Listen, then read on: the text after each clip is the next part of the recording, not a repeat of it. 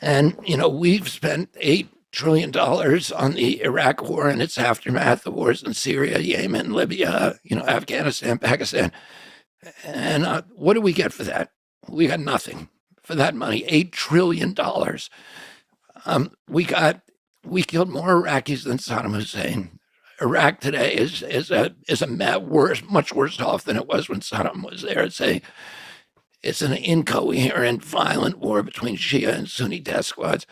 We pushed Iraq into the embrace of Iran, which has now become essentially a proxy for Iran, which is exactly the outcome that we were trying to prevent for the past, 20 or 30 years.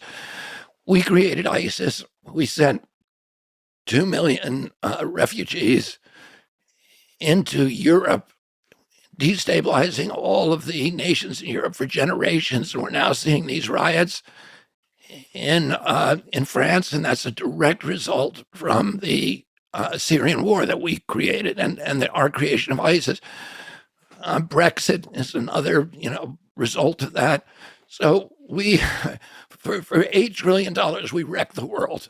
And during that same period that we spent $8.1 trillion, bombing bridges, ports, schools, hospitals, etc. The Chinese spent $8.1 trillion building schools, ports, hospitals, bridges, and universities.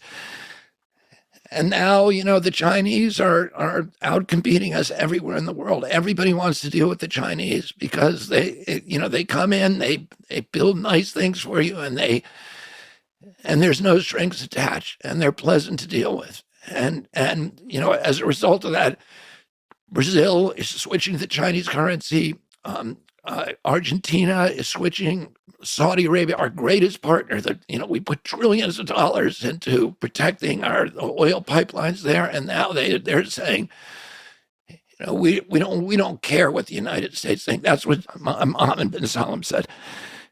He said we don't. He dropped oil production in Saudi Arabia in the middle of a U.S.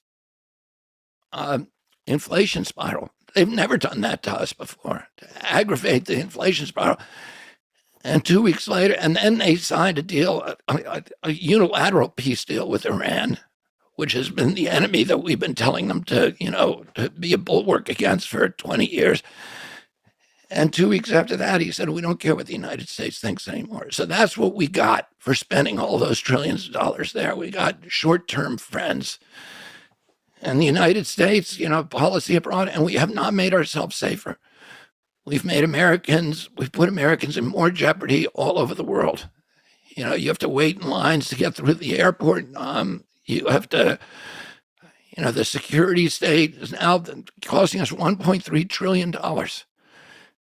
And America is unsafer and poorer than it's ever been. So, we're not we should be doing what President Kennedy said we ought to do. And